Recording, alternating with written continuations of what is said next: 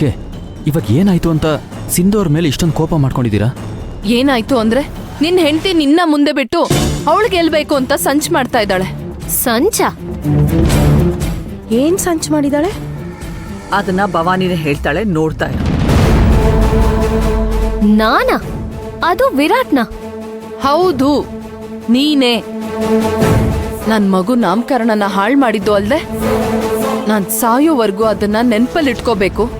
ಕ್ಷಣ ಕ್ಷಣನೂ ಅದ್ರ ಬಗ್ಗೆನೇ ಯೋಚನೆ ಮಾಡ್ತಾ ಕೊರಗ್ಬೇಕು, ಒದ್ದಾಡ್ಬೇಕು ಅಂತ ತಾನೆ ನೀನು ವಿರಾಟ್ ಕೈಲಿ ಚಿನ್ನದ ಸರನ ಹಾಕು ಅಂತ ಕೊಟ್ಕಳ್ಸಿದ್ದು?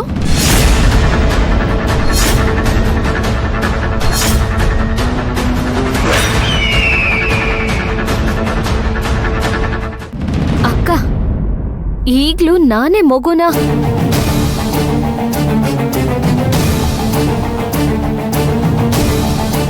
ನೀನ್ ನನ್ನನ್ನ ತುಂಬಾ ತಪ್ಪಾಗಿ ಅರ್ಥ ಮಾಡ್ಕೋತಾ ಇದ್ಯಾ. ಹೇಳದ್ನಲ್ಲ, ಇಷ್ಟು ದಿನ ತುಂಬಾ ತಪ್ಪಾಗಿ ಅರ್ಥ ಮಾಡ್ಕೊಂಡಿದ್ದೆ, ಆದ್ರೆ ಇವಾಗಿಲ್ಲ. ಯಾಕೆ ಸಿಂಧು ಇಷ್ಟೊಂದು ಬದಲಾಗ್ಬಿಟ್ಟೆ ನೀನು? ನನ್ನನ್ ಸೋಲ್ಸಿ ನೀನ್ ಏನ್ ಸಾಧಿಸ್ಬೇಕು ಅಂತಿದ್ಯಾ?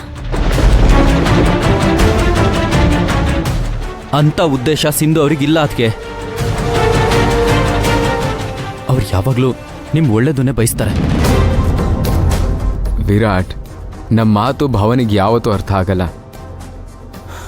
ಬಂಡೆ ಮೇಲೆ ನೀರು ಸುರಿದ ಹಾಗೆ. ಅಣ್ಣ,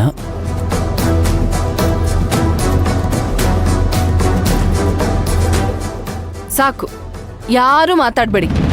ನನಗ್ ಗೊತ್ತು ನೀವೆಲ್ಲ ಅವಳ ಕಡೆನೆ ಅಂತ.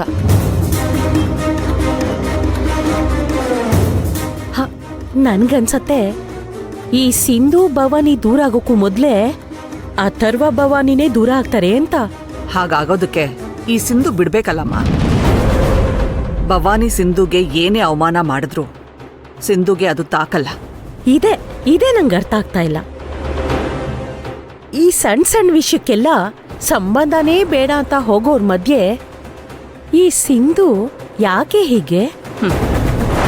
ಮರಳಿನ ಮೇಲೆ ಮರಳು ಅಂತ ಬರಿಬೋದೇ ಹೊರತು ನೀರಿನ ಮೇಲೆ ನೀರು ಅಂತ ಬರೆಯೋಕ್ಕಾಗಲ್ಲಮ್ಮ. ಅದೇ ತರ ಇವ್ರ ಸಂಬಂಧ. ಈಗಲ್ ನೋಡು, ಅದೆಲ್ಲ ಆಮೇಲೆ ಯೋಚನೆ ಮಾಡೋಣ.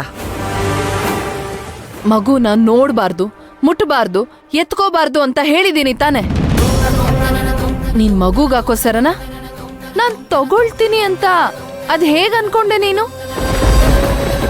ನಾನು ಹೇಳದ್ನಲ್ವಾ ಅದಕ್ಕೆ, ಸಿಂಧು ಅವ್ರಿಗೆ ನಾನು ಸರ ಕೊಡಕ್ ಬಂದಿದ್ದು ಗೊತ್ತಿಲ್ಲ. ವಾವ್ ವಿರಾಟ್, ನಿಂತರ ಎಲ್ರೂ ಅವ್ರ ಹೆಂಡ್ತಿನ ವಹಿಸ್ಕೊಂಡ್ ಬಂದಿದ್ದಿದ್ರೆ ಇಷ್ಟೊತ್ತಿಗೆ ಅದೆಷ್ಟೋ ಸಂಸಾರಗಳು ಖುಷಿ ಖುಷಿಯಾಗಿ ನೆಮ್ಮದಿಯಾಗಿರ್ತಿದ್ವು. ಹೆಂಡತಿ ನೆಟ್ಗಿದ್ದಿದ್ರೆ ಎಲ್ಲ ಸರಿ ಇರ್ತಿತ್ತು.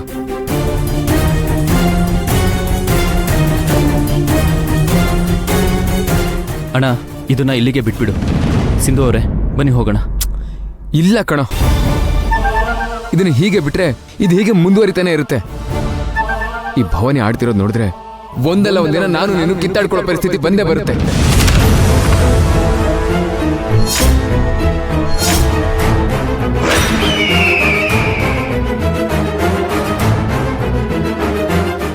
ಇನ್ನು ಅದೇನೇನ್ ಅನ್ಸುತ್ತೆ ಅನ್ನೋದನ್ನ ಹೇಳ್ಬಿಡು.